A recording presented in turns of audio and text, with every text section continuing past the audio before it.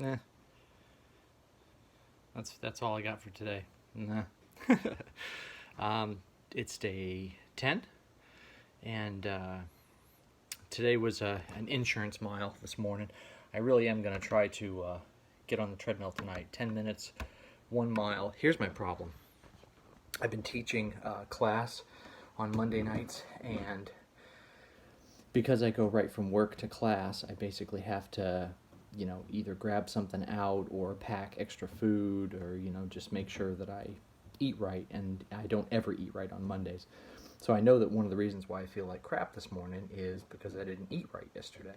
And I know I didn't eat right yesterday because I've been doing a better job of monitoring all of my macronutrients and stuff like that. So for today, I guess I wanted to just talk for a second about the importance of just kind of tracking what you're doing and being aware of what you're doing, so that when changes happen, or when you don't feel, like you're really getting the most out of your workout or your run or your whatever, you can kind of think back to the day before, or the day of, or depending on what time you're doing your exercise. I do mine first thing in the morning, so I'm looking at yesterday's diet.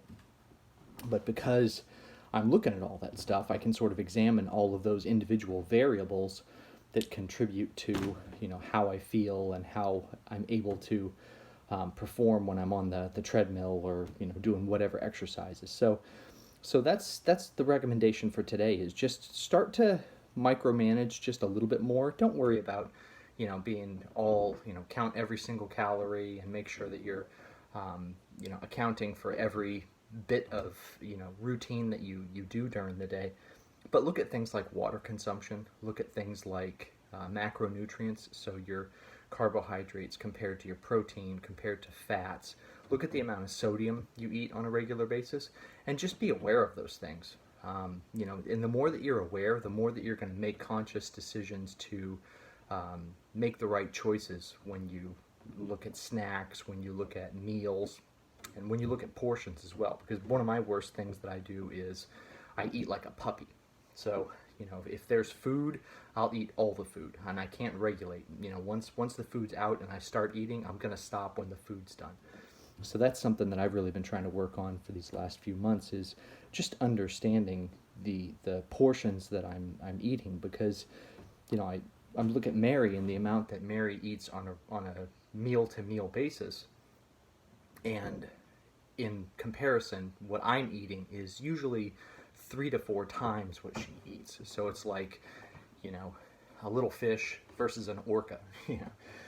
So the more that I'm aware of that stuff, the more that I'm going to make changes to try to be moving things in the right direction. Because exercise is one variable that I'm working on right now.